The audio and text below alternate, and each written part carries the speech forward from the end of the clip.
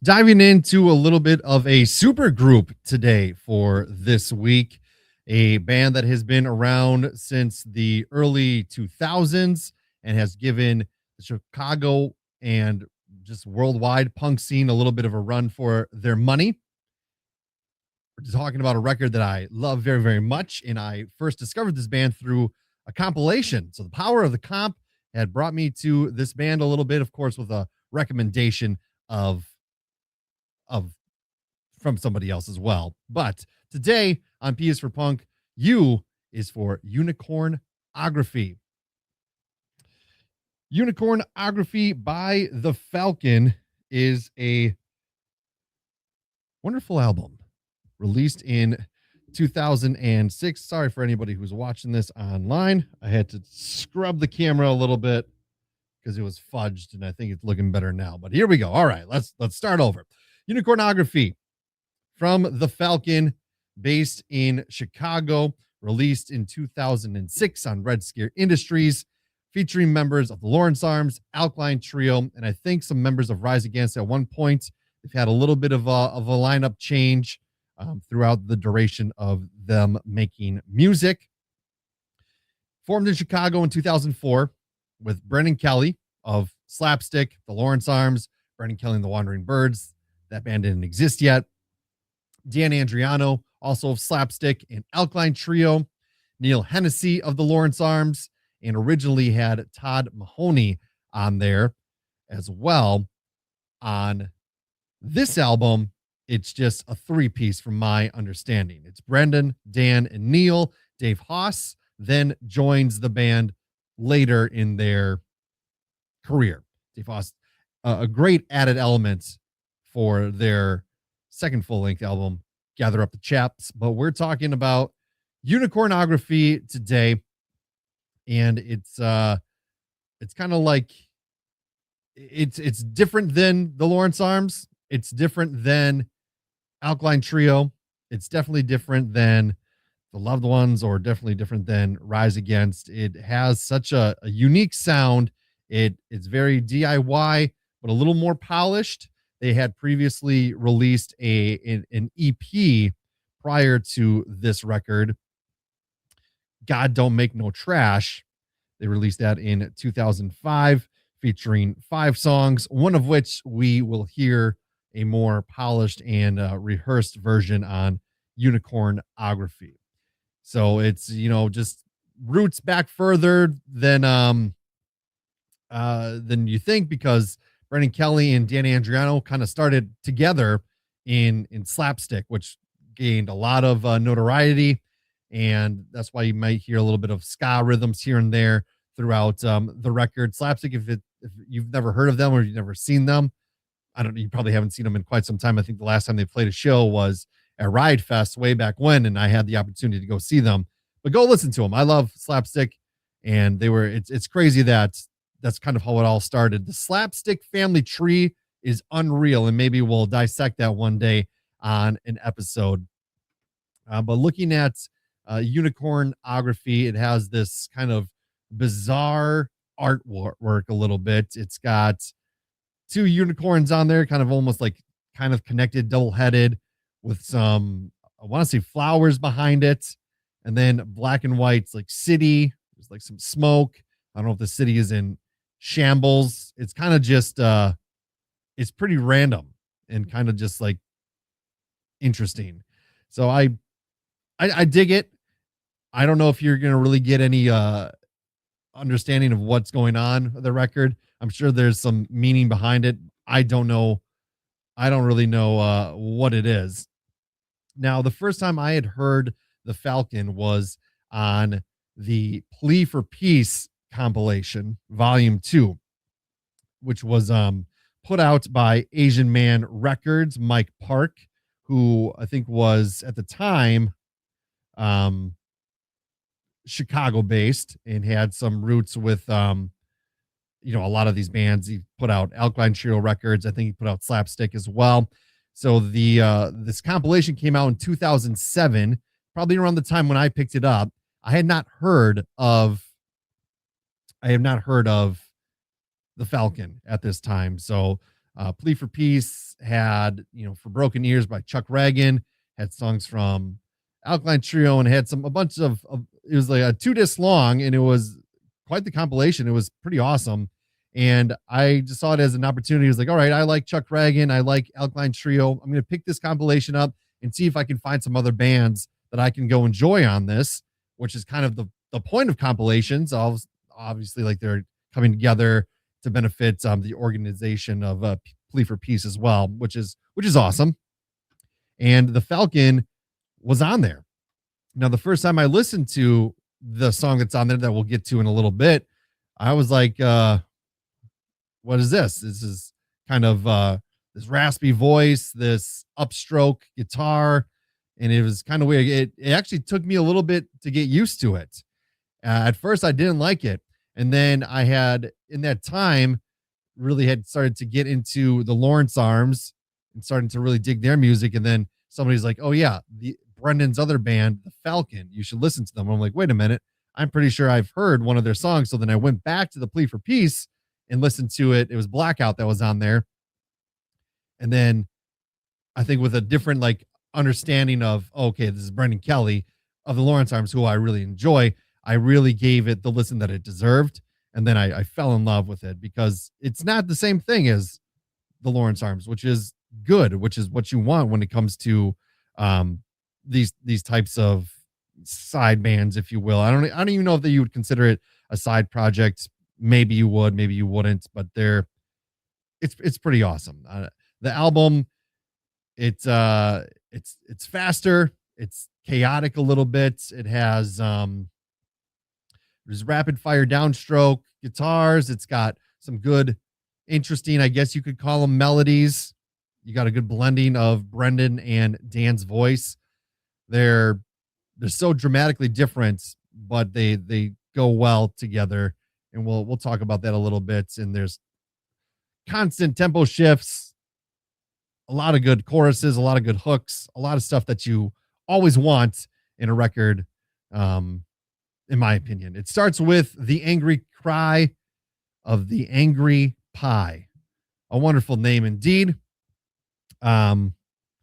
It has like a declaration of intent, and it has like this kind of like groovy little guitar lick, like and it's almost like it builds up a little bit. The full band kicks in, and you get this like kind of melodic punk where like Brendan, you want a piece of me, and then you have Dan coming in for backgrounds. I guess you could say it's kind of like a gang vocal-esque, but it's like it's kind of like he's screaming in a crowded bar a little bit.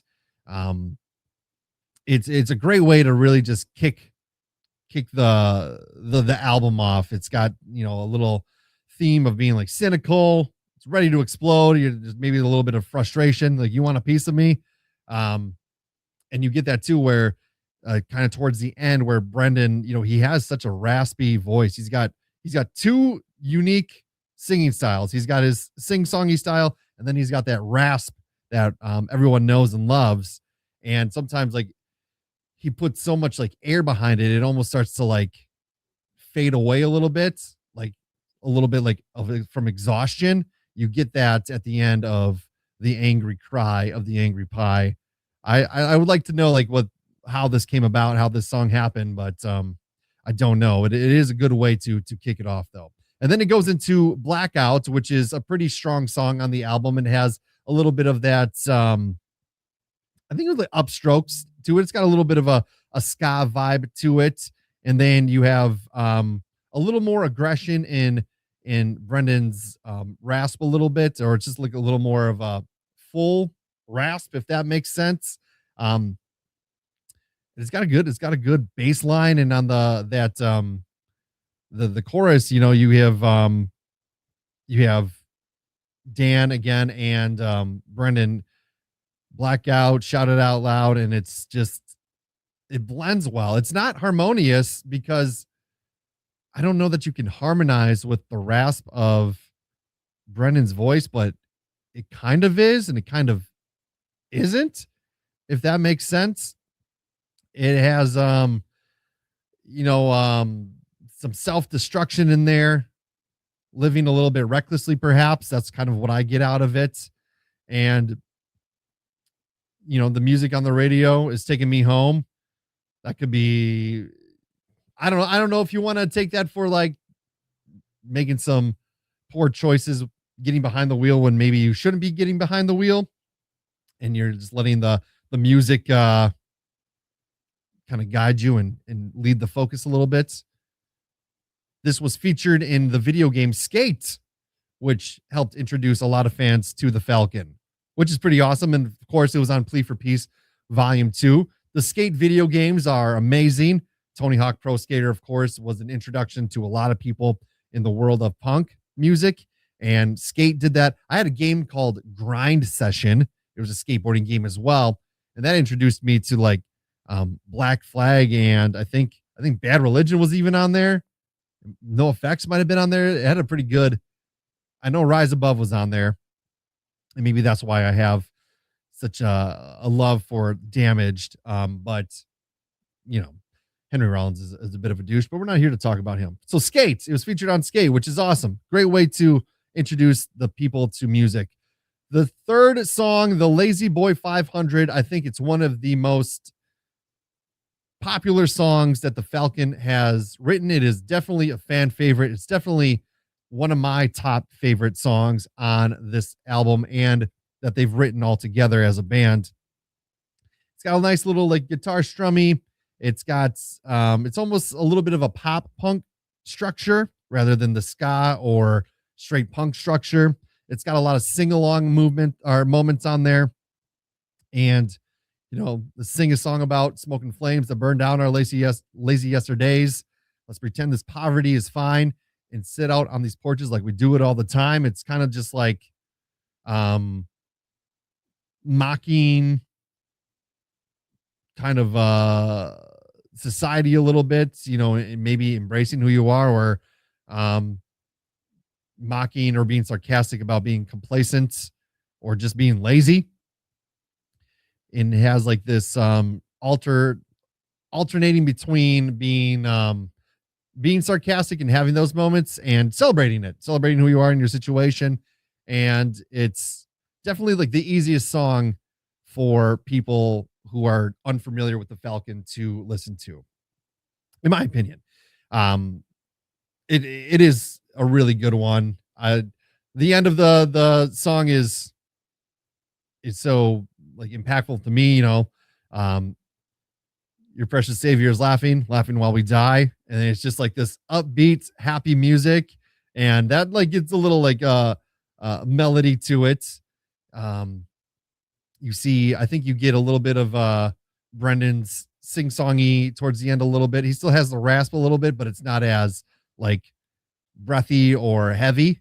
It's a little lighter in that, and it just makes it a dynamic song. You're 3 songs in and you have 3 pretty different styles and approaches to this record. So you don't really know like what you are gonna get, which is a good thing. Keeps you on your toes a little bit. But I do really enjoy Lazy Boy 500. I've gotten the opportunity to see the Falcon one time. They played with who they play with, Break Anchor and the Biscanes. I saw them in Green Bay, Wisconsin. Is it a place called the Crunchy Frog? I'm pretty sure is what it was called. A cool little venue. It was a really good show. They did play it, the Lazy Boy, which was awesome. I think I've gotten to see Brendan play it acoustically once or twice, which was good too. It's always, this is a good song that you can listen to acoustically, I think. And it holds like all that good stuff. All the good flavor is still there in the acoustic renditions. The 4th song is a song called The Selbutard Chronicles. It's an interesting song, to say the least. It comes in again with Brennan's voice saying she's got the biggest something, he's got the longest. You could fill in the blanks a little bit. And I think it's a little bit talking about celebrity culture and pop culture and how people are obsessed with all that kind of stuff and chasing this American dream in the world of fame a little bit. It's got a little bit of a um hardcore energy to it. It's almost it's kind of like he's got a little bit of a like a spoken kind of vocal approach at times, and then it hits you in the face. So becoming famous for being famous, I guess, if you will. And then it goes into a song called Little Triggers, which I really like this one as well. It's and again, it's a completely different um vibe. And Brennan's singing is like pretty like I wouldn't say it's necessarily like unhinged a little bit, but it's again, it's like it has that exhaustion kind of feel to it a little bit. I think this song talks about, being frustrated, having areas of anxiety, maybe being emotionally unstable at times. It's got these short, kind of sharp guitar leads on it. This kind of start stop rhythm a little bit. I think it could be a little bit of a dark song, but it is good. It is fun. I enjoy it quite a bit, and it's you have the dual vocals on the chorus, Little Triggers with Brendan and Dan. It's just like such a good blend. The Roots, We Wander, coming in at number 6.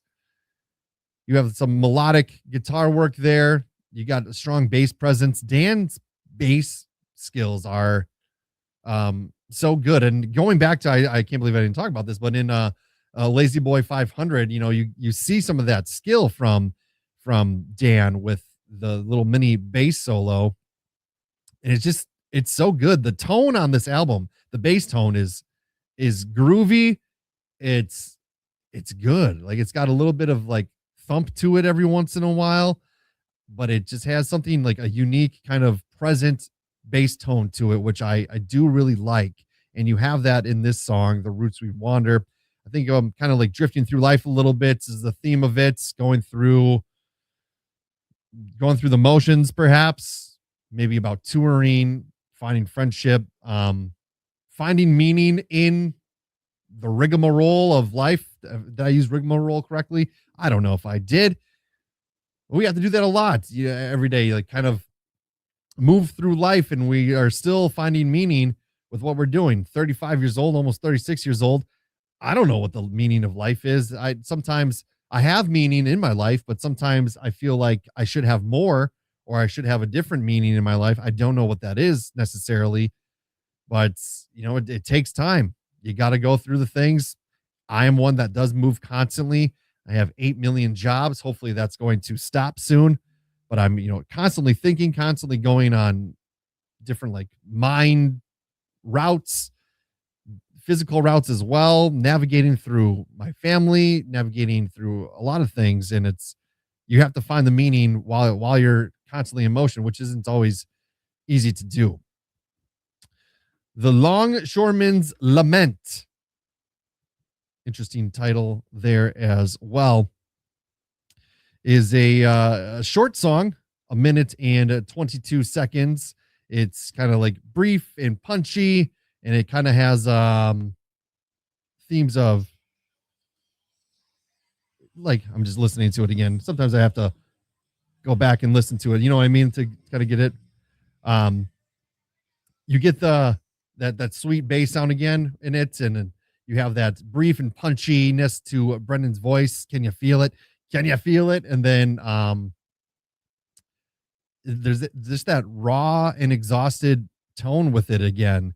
I think it gets a little blue collar esque, if you will, talking about working all the time, resignation, something we can all relate to. And really, these guys, Brendan Kelly and all of them are really hard workers, and Um, they do things out, or Brendan has done things outside of music as well. I don't know so much about Dan. I think he's pretty versed in Alkaline Trio, Dan Andriano in the Emergency Room, and all of his projects that he does. That he can be a full time musician, but I think Brendan is still pretty much very engulfed in the Chicago world and doing other jobs as well. So he they all know what it's like to be blue collar and to work and to kind of have um, that working class kind of exhaustion to it.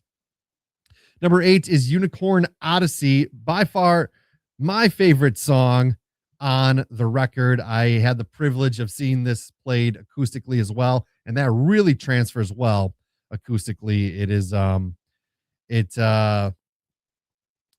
it kind of has an emotional weight to it, the lyrics do, and has a very memorable melody, and it has some moments where you can sing along with it. I think it's really good songwriting here.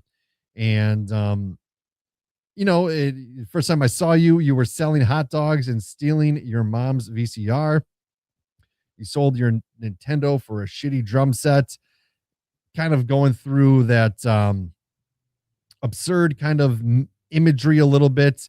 And I think it kind of gets progressively tougher as the song goes on. I remember hitting on your girlfriend once or twice when she got in your face. Um, and then like all this, and she'd sit in the Chevy and wait. And then you kind of go through this story a little bit with it. And then you get to like kind of like the interlude, or kind of like a turning point where it goes to like howdy stranger, how you been? A million distant memories of a million distant friends. The last time I saw you, we split a pitcher or two at some hillbilly bar. Your heart was all shattered, your hair was all greasy and long, and your hands were all hard. I remember saying to dump your girlfriend. She was making both of us sick. It's not a lot, but it's what I got. It's harder and harder to stick to the script. And I think that just chunk of lyrics is really so impactful and just so like reflective in conversations that you have probably had with your good friends. I have had conversations like this with my good friends. My good friends have had conversations like this with me. Where you don't get to see your friends. The older you get, the more time you spend apart with your friends, which kind of sucks. It can be tough, and they go through different relationships, and sometimes those significant others suck, and you want them to get rid of them because they're treating your friend poorly. They're not being a good person, and you get a chance. Usually, you get a once in a year or two opportunity to sit down at some dive, drinking beers and saying, hey, your significant other sucks. And not an easy thing to say, but it's not a lot, but it's what you got. And it's hard to stick to the script of endless cliches of all this. You'll find some of this and that. Like sometimes you just got to face the reality and tell a person what it is at face value and go for it. And I think that really just resonates with me. And then the song goes, it's harder and harder and harder these days. It gets harder and harder and harder to stay. But again, it has a little bit of an upbeat kind of vibe to it, but it has this dramatic shift throughout the song, and it's really good. This might be one of the top songs of the record, if not the top song of the record. It then goes to RL Burnouts Inc. A slit my throat from ear to ear, drink my blood like wine. And it has a little bit of it's got a little bit of quiet moments to it. It's got a little it's a little it's a little softer on it. And you get some vocals that go ooh, something. I don't do it as well. I don't do it well at all, but again, it's got these interesting kind of approaches to it a little bit. I ain't afraid of living, boy, and I ain't afraid to die. I ain't no goddamn vampire. Brendan Kelly's a really good songwriter. He's got some good stuff on here, but again, it has like at the end it says, God damn, I'm waiting still, I'm waiting still." That's kind of what you're going. Um, Maybe this is a little bit of burnout, a little bit in what you're doing. Um, and you're waiting for something and it's just not showing up yet, whatever it may be, metaphorically or literally. And then we have the song "Building the Even More Perfect Asshole Parade," which made an appearance on their EP, God Don't Make No Trash. So on the EP version, it's a little more, it's a little less polished, it's a little less produced on it. It's still like it very much has like the bones of it on Unicornography, but it's cleaner, and you get a little bit of a better rehearsed kind of vibe from it. And I love this song as well. It comes in with like this sweet like bass line again. Dan Andriano doing the work. We love it. And then Brendan comes in. You turn off your fucking TV and you don't listen to the radio. It's kind of I think it has a little bit of an attack on the ego a little bit and being selfish. Um, I do like this song. The chorus is very sing alongy as well, which is it's just so great. And it has this kind of like choppy rhythm a little bit to it, and it's got some good gang vocals when Brendan is doing the chorus. You have people in the background going "oh oh," and it's just it's a fun kind of sarcastic song that you get with Brendan Kelly, and you get with the Falcon too. You know, and there's a smell in the air on all of us. Should eat a day. It's fire and it's thick and it ain't going away. And it's I don't know. It's funny. I like the last lines of it. There's something in the air today. Paint your worries up, they melt away. It's a good way to end it. And then like it ends like in this like kind of like calm and like accepting kind of vibe. And you get the another like little groovy bass lick, but it doesn't end the same way that it started. It really is a kind of like the fading away, if you will, like he says at the end of the song. Solid. When I give the signal, Run is the final track of this record. Um, it is a very cinematic kind of song, and it is I think one of the longest songs on the album, 3 minutes and 46 seconds or so. And it is it's a good way to end it. It has this exhausted, hopeful, desperate kind of singing all in once. And it's just like a great finale. The band is riding off into the distance as everything collapses down. Maybe they're on their two unicorns, and it kind of almost just has like this feeling um of escaping disaster, um which is I do really like this one as well. It just gives you kind of everything you need. They'll rip out your spine and they'll shoot out your legs. uh you live for the rhythm, but you live on your knees. If you're really this stupid, then we'll never succeed. While we dance, dance, dance to the beat of the pigs, while they rip out our spines and shoot out our legs. There's a lot of metaphors in there. There's a lot of critiques on, I think, society, on what it's going. And I think you could even apply that to now, 2026. You know, our time is now, and that's how it goes. It's a great way. It's kind of got it really has like a groovy vibe to it, because you can dance to it to the beats of the pigs or the song, if you will. Yeah, you got a lot of sections on this instrument wise, and it's just a really good way. It ends completely different than it begins, which is what you need in a full album like this. This is such an amazing record, and I love it a lot. I know I talk a lot about Red Scare releases, but Red Scare just doesn't miss. They do such an amazing job, and I think Brendan Kelly has his hand in Red Scare a little bit more. So it's Toby Jag, but I could be wrong on that, but I think Brendan Kelly has it.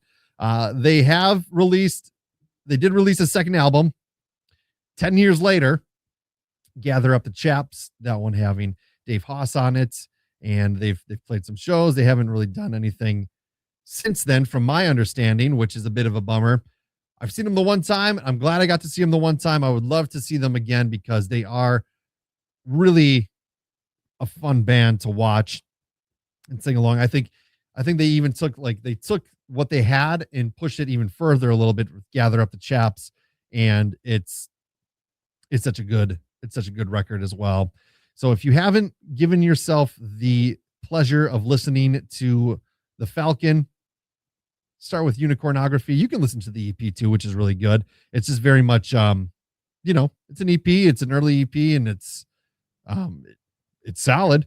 But Unicornography, a little more rehearsed, a little more polished, and then Gather Up the Chaps, released 10 years ago, but it was also after a long time of all these people being in bands long term and trying different things out, and now coming back together and making something equally as amazing. So Gather Up the Chaps is also a great record. Hopefully we'll get something from them as well. I think really like the last release that they did was in 2024 when Red Scare did their 20-year compilation album, and they released a song called Book of Dead Names. So I think, that's one song that might have hit the markets a little bit post 2016. Outside of that, I have not heard much about the Falcon or from the Falcon, but they are an important band. And some people could argue that they're better than the Lawrence Arms. They could say that they're better than Alkaline Trio. I'm going to leave that up to you. I'm not going to take a stance on that. I love all of them very, very much. Alkaline Trio, one of my favorite bands. The Lawrence Arms, one of my favorite bands. I love anything Brendan Kelly does. I love anything Dan Andriano does. They are so just widely talented and multifaceted, and they are important staples in the punk scene. And I think they continue to push that narrative forward beyond Chicago.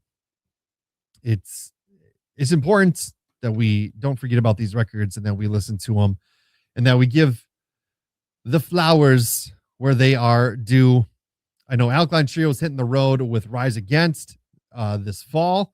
They'll be making a stop in Milwaukee, so you can see Danny Andriano, of course, with Alkaline Trio. I think Alkaline Trio has a new record coming out. I don't know if the Lawrence Arms are coming back together to do anything new. I don't know if the Wandering Birds are doing anything. I don't know if the Falcon's doing anything. I'm not really sure what's going on in those necks of the woods, but we got plenty of good stuff from Brendan Kelly for you to enjoy as well. So Brendan, Dan, Neil Hennessy, I love you all very much. You're all very talented, and you have guided me through my musical journey since a pretty young age. 16, 17 years old is kind of where it all started. And 20 years later, we're still going back and listening to the stuff. So if you happen to see this, just know I love you. And I love you all too. Thanks for hanging out. That was Unicornography from the Falcon. You're listening to P is for Punk. Got hopefully some good episodes coming up for in a little bit. Looking forward to some potential interviews coming this way as well. linktr.ee/P is for Punk is how you get all the places, all the things. Give me a like and all that shit. All right. We'll see you soon. Keep it real, homies.